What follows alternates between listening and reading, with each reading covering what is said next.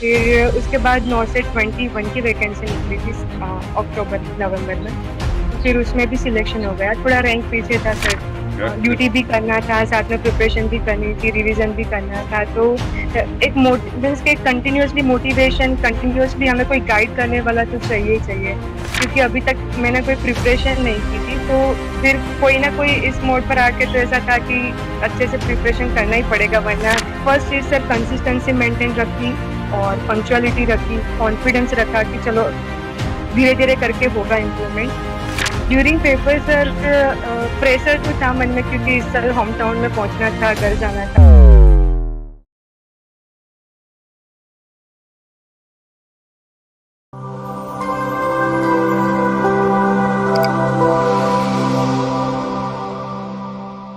नमस्कार, एक बार फिर से आप सभी साथियों का हार्दिक स्वागत, अभिनंदन टीएनसी की इस ऑनलाइन प्लेटफॉर्म में। और आज हमारे साथ हैं एक बहुत ही शानदार टॉप रैंकर्स जिन्होंने लिए बहुत ही अच्छी सफलता नॉट सेट 4.0 के अंदर एक बहुत ही शानदार रैंक के साथ। तो आज हम उनका इंटरव्यू करने वाले हैं और इनसे जानने वाले हैं बहुत सारे रहस्य कि इतने टफेस्ट एग्जाम के अंदर किस प्रकार से इतनी अच्छी रैंक लाई जाती है। तो सबसे पहले तो बहुत बहुत बधाई और शुभकामनाएं Neha Saudagar ji. Thank you sir, thank you so much कैसा सर। लग रहा है ऑल इंडिया रैंक 29 के साथ? सर बहुत खुश हूँ। बहुत ही खुश है और एक बहुत बहुत ही खुश है। अच्छा आंकड़ा आपने हासिल किया है। और इस इंटरव्यू की शुरुआत अनएक्सपेक्टेड। इस इंटरव्यू की जो शुरुआत है वो 29 से कर रहे हैं, क्योंकि this is the my lucky number. और यहां से मैं शुरुआत करना चाहूंगा कि सबसे अच्छी रैंक जो आपने हासिल की है, मेरे लकी नंबर को आपने हासिल किया है। तो बहुत बहुत बधाई और शुभकामनाएं। Thank you so much sir. सबसे पहले इस इंटरव्यू की शुरुआत करने जा रहा हूँ। इस इंटरव्यू में बहुत सारे रहस्य जानने वाला हूँ कि आपके ये कैसे कैसे सिलेक्शन हुआ है, कैसी स्ट्रेटजी आपने यूज की है, उन सभी के बारे में इस इंटरव्यू में जानेंगे। तो सबसे पहले इसकी शुरुआत आपके अपने इंट्रोडक्शन से, कहाँ से आते हैं आप?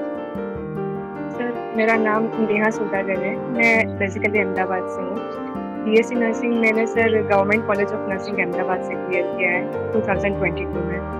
और उसके बाद सर फिर मैंने गवर्नमेंट स्टेट गवर्नमेंट की वैकेंसी थी, कॉलेज से निकलती उसकी प्रिपरेशन फर्स्ट स्टार्ट कर दी थी। कॉलेज से पहले तो सपना था कि मीन्स के निकलते ही एम्स में ही ज्वाइन करना है, कोई भी एम्स मिले। तो एम्स का प्रिपरेशन 4th ईयर से चालू था, तो सर सेल्फ स्टडी कर रहे थे। फिर स्टेट गवर्नमेंट आया, उसकी वैकेंसी पहले आ गई, तो सर फिर पहले उसमें ज्वाइन किया। फिर उसके बाद 9 से 21 की वैकेंसी निकली थी अक्टूबर नवंबर में। फिर उसमें भी सिलेक्शन हो गया। थोड़ा रैंक पीछे था सर, तो फिर उस टाइम पे एम्स भोपाल में अलॉट हुआ था। गुड तो गुड।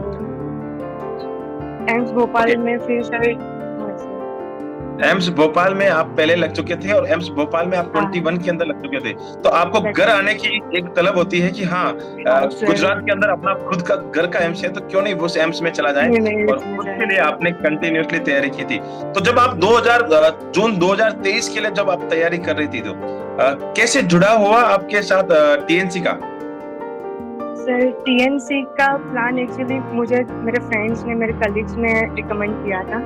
तो दिसंबर से ही मैंने टीएनसी का कॉम्बो प्लान ले लिया था, टीएनसी का test series plus video session लिया था।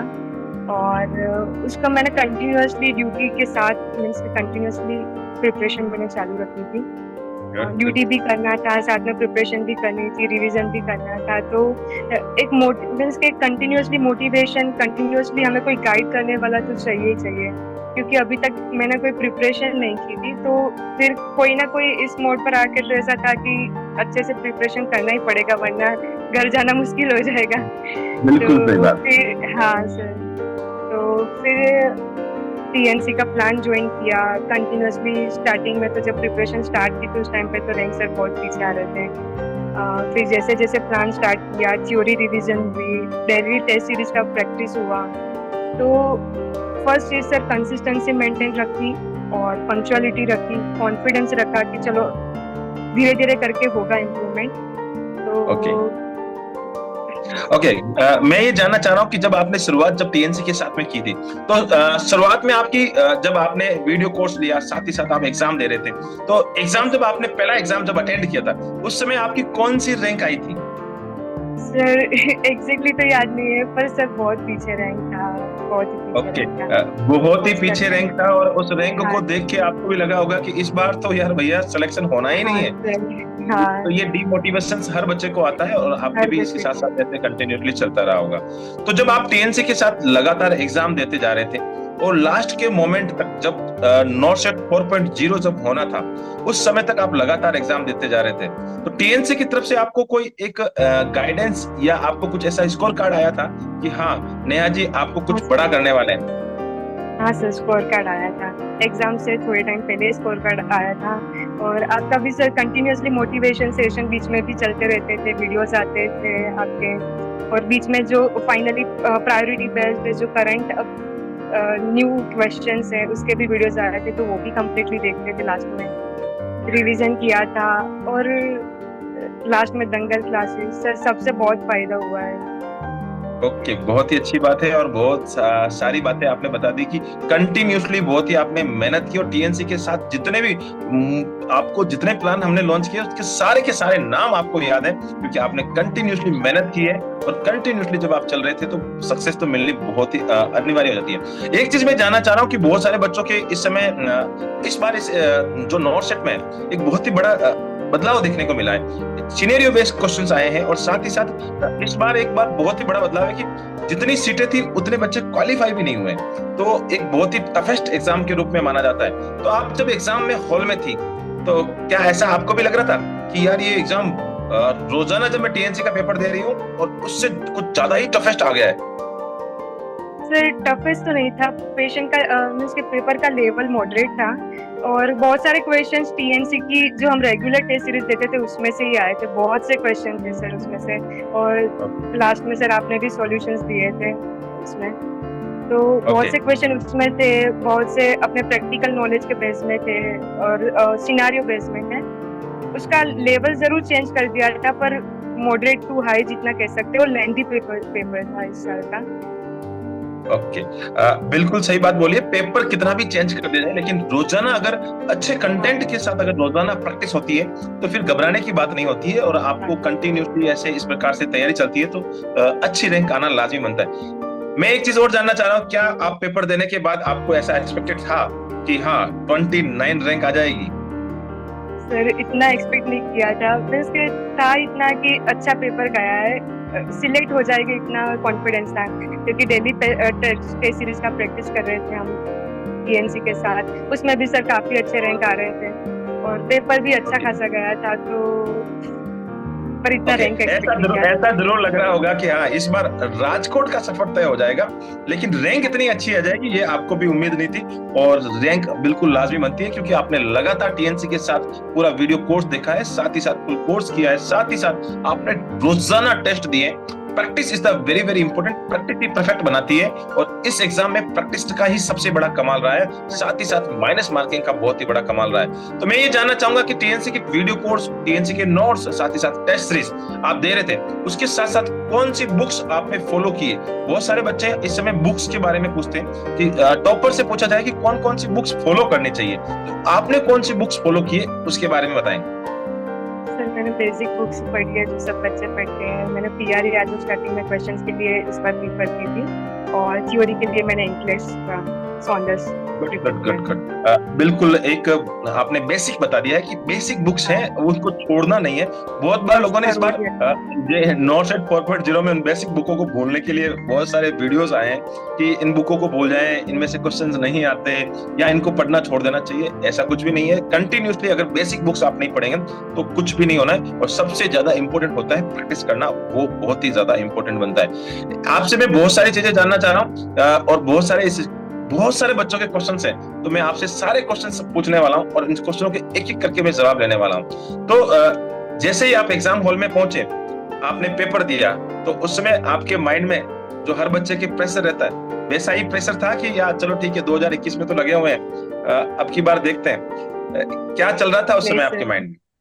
ड्यूरिंग पेपर सर प्रेशर तो था मन में, क्योंकि इस साल होम टाउन में पहुंचना था, घर जाना था, एम्स राजकोट में सिलेक्शन चाहिए था। और सर और कॉन्फिडेंस भी था क्योंकि कंटिन्यूअसली टीएनसी के साथ हम रोजाना 2 टाइम पेपर दे रहे थे, क्योंकि इस साल पूरे साल ऐसा हुआ कि बीच में एसजीपीजीआई का आ गया, बीच में आरएमएल के आ गए, फिर कंटिन्यूअसली साल में मीन्स के दो टाइम ही पेपर कंटिन्यूअसली चलते रहे। तो मॉर्निंग का भी हम देते थे, इवनिंग का भी देते थे, और ये हमारा फायदा हो गया कि पूरे साल हमें 2 पेपर देने के चांस मिल गए। तो कंटिन्यूअसली हमारा वो चलता रहा। मॉर्निंग में हमें चलो जनरल पेपर देने को मिलते थे, इवनिंग में हमें specialised topic based question paper देखने को मिलते थे। तो इसका मतलब इससे आपको डबल कॉन्फिडेंस फायदा मिल गया। काफी डबल बढ़ फायदे से आपको हाँ सही बात सर। बोला आपने, बिल्कुल सही बात है, क्योंकि हमेशा टीएनसी पहले एक सुबह में मॉर्निंग डोज करवाती है, एक शाम को एक स्पेसिफिक हाँ, पेपर करवाती है, लेकिन पेपर जब बाद बीच बीच में बहुत सारे पेपर आ गए, एसजीपीजी आ गया, आरएमएल आ बीच गया, में आ तो गई। टीएनसी हाँ वहां पे भी आपको वही प्लान आपको उन बच्चों को भी देती है जिन्होंने पहले से फुल प्लान ले रखा है, उसका फायदा आपको बहुत अच्छे तरीके से मिला। बहुत। तो लास्ट में मेरा एक सवाल आपसे, बहुत ही इंपॉर्टेंट सवाल है और ये सारे बच्चों के लिए बहुत ही रामबाण की तरह साबित होगा। तो आप एज ए टॉपर है, अभी आप एक सीधी सी बात बोले तो बच्चों के लिए रोल मॉडल बन चुके हैं, तो उन बच्चों के लिए सजेशन दीजिए जो आने वाले समय में नॉर्सेट 5.0 की तैयारी कर रहे हैं। उनके लिए आप क्या संदेश देना चाहेंगे कि आप ही की तरह एक बहुत ही अच्छी रैंक हासिल करें? और मैं तो ये कहूंगा कि आपने जो 29 का आंकड़ा जो हासिल किया है, इस वाले स्कोर को भी तोड़ के बहुत ही अच्छी रैंक लेके आए, तो उनके लिए आपका क्या सजेशन रहेगा? सर अगर कॉलेज में अगर आप तैयार मीन्स के अगर आपका पहले से ही ड्रीम है कि एग्जाम क्लियर करना है, तो third year fourth year last year से अगर प्रिपरेशन चालू कर दे, पहले तो बेसिक बुक्स पढ़े, अपने जो कॉलेज के सब्जेक्ट्स है पहले तो उसको पहले थोरोली क्लियर करें, अपने कॉलेज के जो बुक्स है उसको, और फिर साथ में कॉम्पिटिटिव बुक्स है जैसे पीआर यादव है, सॉन्डर्स है, जो भी आपको ठीक लगे वो बुक्स आप करते रहें, और टीएनसी और उसका टेस्ट सीरीज ले सकते हैं साथ में। कट कट कट बिल्कुल सही बात बोली है कि कंटिन्यूसली, अगर मैं ये बात हर बच्चे को बोलता हूँ कि अगर आपको माइंड में नॉर्थ सेट फिक्स है तो नॉर्थ सेट के साथ कंटिन्यूसली रनिंग कर सकते हैं, और नॉर्थ सेट के साथ आप कंटिन्यूसली आगे बढ़ सकते हैं। साथ ही साथ आप टीएनसी के साथ जुड़ सकते हैं, टीएनसी के साथ लगातार आगे बढ़ सकते हैं, तो सिलेक्शन और रैंक आना बहुत ही लाजमी बनता है। इस बार भी टीएनसी ने एक बहुत ही बड़ा धमाका किया, और बहुत सारे, जिस प्रकार से टीएनसी का नाम फेमस है कि बहुत सारे टॉप मोस्ट रैंकर्स टीएनसी से बनते हैं, तो इस बार भी टॉप मोस्ट रैंकर्स टीएनसी से ही है, और ये जो आंकड़ा है, ये जो नेम है, जो टैग है, वो इस बार भी कायम रहा है, और आप जैसे हमेशा टॉपर्स टीएनसी से बनते रहेंगे और कंटिन्यूसली चलते रहेंगे। तो इस इंटरव्यू सेशंस को अटेंड करने के लिए बहुत बहुत धन्यवाद। आप अपना नाम, साथ ही साथ अपने इंस्टीट्यूट्स का नाम, अपने माता पिता का नाम, और जिस धरती से आप आते हैं उस धरती का नाम, और साथ ही साथ टीएनसी का नाम हमेशा रोशन करते रहे। बहुत बहुत धन्यवाद। जय हिंद, जय भारत, वंदे मातरम। Thank you so much.